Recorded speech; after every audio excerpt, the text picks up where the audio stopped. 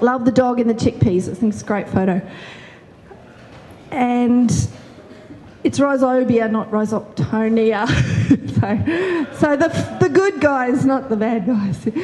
I work in, as Gordon said, all beneficials. So I look at beneficial nematodes, mycorrhizal fungi in particular, but other fungi that are beneficial in organisms, and also rhizobia. And I have a GRDC project, a couple, but one of them is specifically on looking at optimising nitrogen fixation in the Northern Grains region. So that's some of the stuff that I'll be talking about today.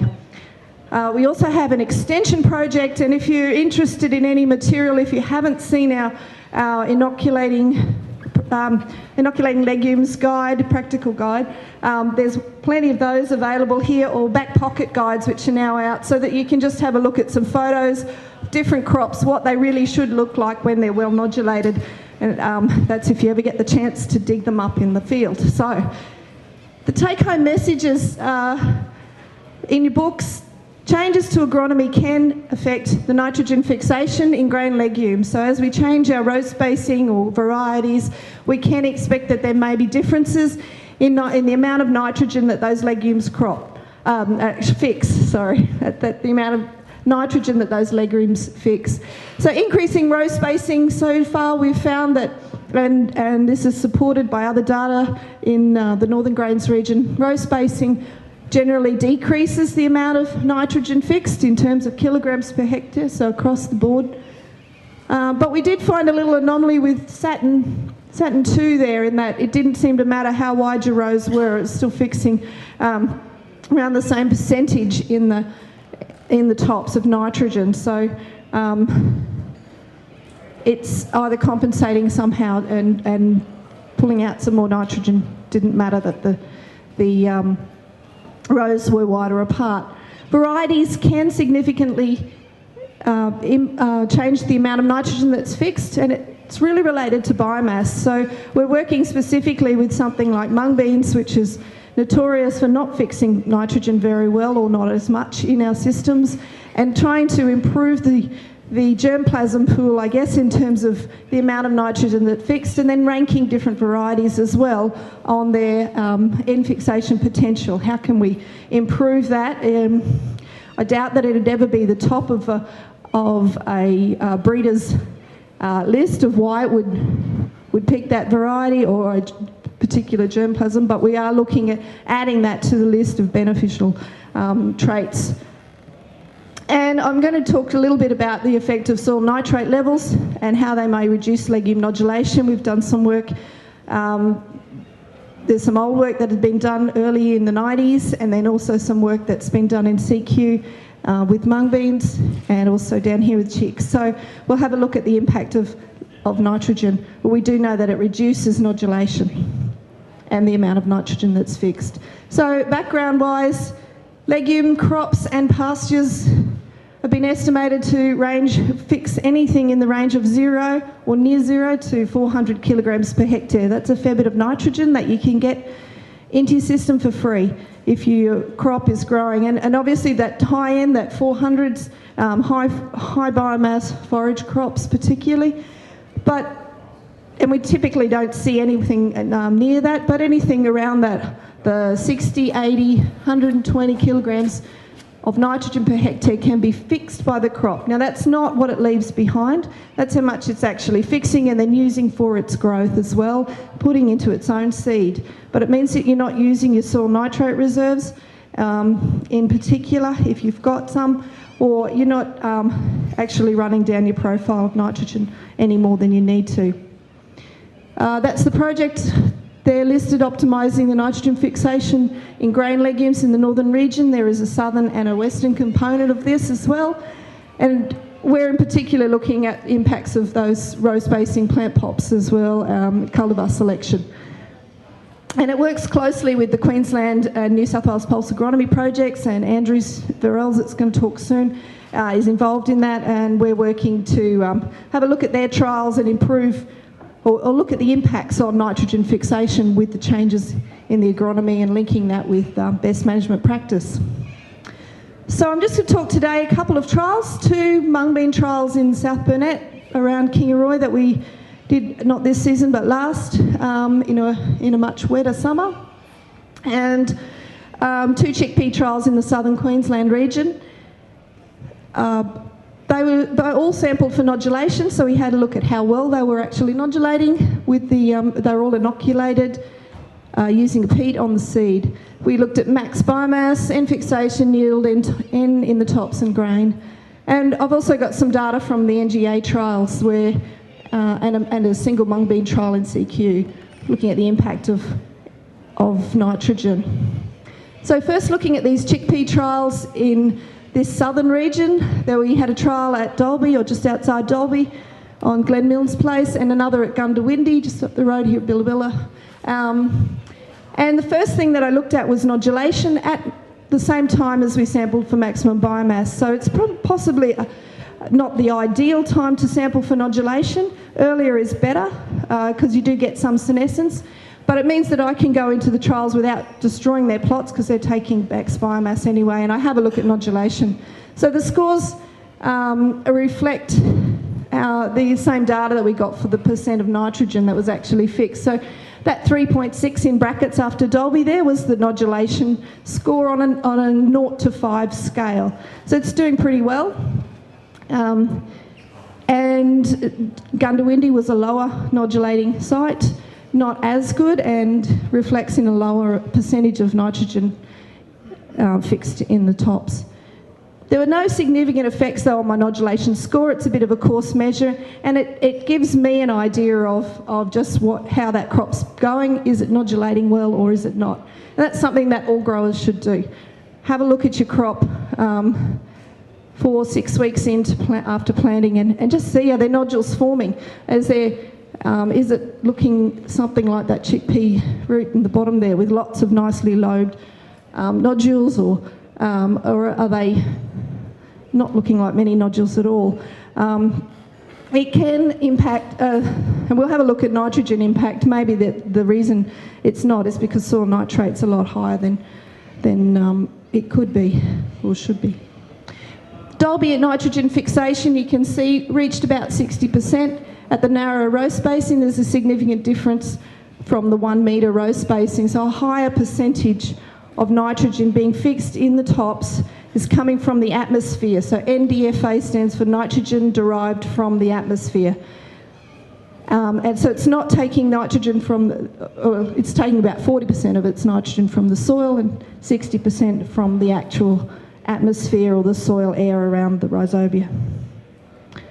And Goondiwindi fixing on less than 40% in that case, and no significant difference there with the row spacings. When you translate it into kilograms per hectare, there's a slight jump up there with the 5 metre row spacing, which the amount of nitrogen that's actually being fixed, or the amount of free nitrogen you're getting, just over 80 kilograms per hectare from that chickpea crop. Whereas at Goondiwindi we're not quite getting 30. And all of that would be going out in the grain. Nitrogen fixation, I mentioned this earlier, the Saturn 2, they're not being affected by the row spacing, and that's a difference in the cultivars that came up as significant. We have to investigate that a little more. This is only just one trial. But certainly a significant decrease in the percentage of nitrogen in the tops, and that then reflected through, I haven't put up the kilograms per hectare of nitrogen, but there was this decrease as the wider row came into play and a cultivar interaction. No significant difference of plant populations in this case. Chickpeas responses to applied nitrogen I talked about also. So as we look at soil nitrate in the soil, it's been established, this is data from 1993 with John Doughton did on the Downs, and has been backed up again and again by work with David Herridge has done in the northern region. So as the soil nitrate increases, the amount of, or the percent of nitrogen in the tops that's fixed decreases. So you get this inverse relationship, and the tipping point of around 100 kilos per hectare of nitrogen when you've taken off the grain, nitrogen percent, is where you're not getting any more benefit from having nitrogen, having those nodules fixing. So there's no improvement in that system from having nodulation, and actually nodulation's quite reduced, and you're having negative impacts on that response. So the amount of soil nitrate at planting is important in how your crops are going to fix nitrogen, and they're going to use that soil reserve instead of using the nitrogen that they could fix from the atmosphere if the nitrate wasn't as high.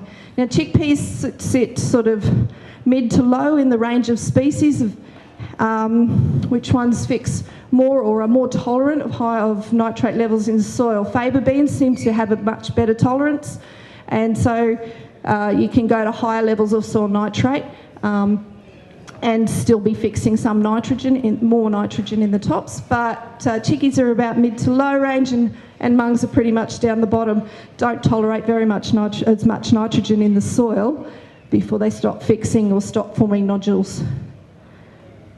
Work by NGA in recent years, so 6 sites in 2012 and another 2 in 2013 have all been reduced down to 3 bars on a slide, but really this is the mean of those 6 trials in 2012 that showed no response or no yield advantage by applying nitrogen, either at 23 or 46 kilograms per hectare as urea, onto trial sites across the region, so throughout northern New South Wales and southern Queensland. No significant yield response, but there was also no significant response to inoculation in any of those sites as well. So it could be background levels of rhizobia in the soil that are actually meaning that they're still able to fix, but we didn't do any nodulation or end fixation assessments on these. It was really to have a look at could we get any yield advantage by applying nitrogen to the chickpeas at planting, and they were difficult seasons, ended quite harshly with water being the limitation. So in a wetter year or a more favourable season, we may have been able to get some better responses, but generally we don't think there's great advantages from applying nitrogen. And this is some work that I did with Murray Conway and Darren and Max and those guys up in CQ. So we had a look at some mungbeans showing similar type response where nodulation is definitely suppressed by urea at 10, 20 and 40 kilograms per hectare, also suppressed by the triple super in this case. But there was definite reduction in the amount of nodulation. This is in nodule weight, so the amount, sort of the dry weight of nodules on the plants, on the roots. There had been a history of mungbeans at this site, so we've got the seed that wasn't inoculated did nodulate as well.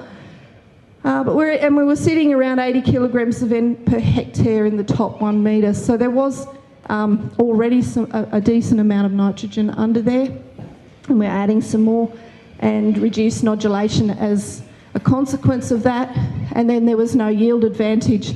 There was a significant response to inoculation, so we did get an improvement in yield where we inoculated, but no response or improvement from any of the fertilisers that were added in terms of yield.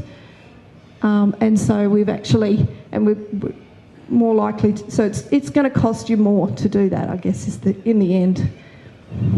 One quick look at a trial at Westmar as well, where we've looked at phosphorus rates.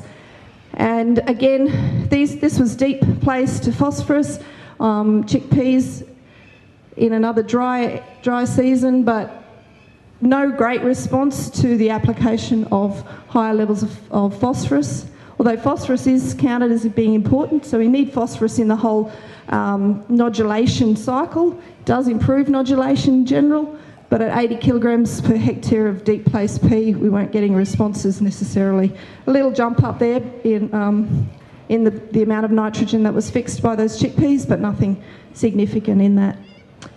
So that's basically the start of what the project's been running about a year, but we're looking at I said all those other crops as well, and I have done some soybean work as well.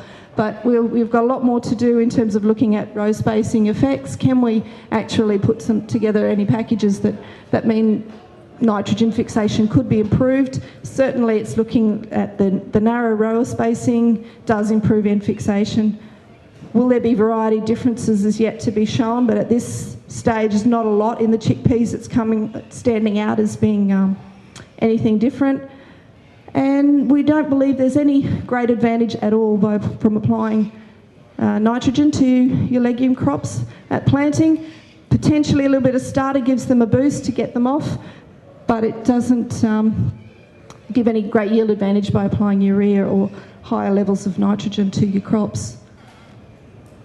And dog into mung beans, because they like mung beans as well as chickpeas. I just wanted to show you that's up at CQ, Maury. Thanks to all these guys as well for the help with the crops and the trials. Just on that deep placement of phosphorus, Nikki, how deep is deep? And we're really expecting to see, do we think that's this year that we're going to see that result out of it, like the year of placement, or longer term? Certainly there will be some longer term effects from that phosphorus, because it's going to last. How deep is it, Laurie, that it goes down? 8 inches deep. So, but the crop roots are going through that, and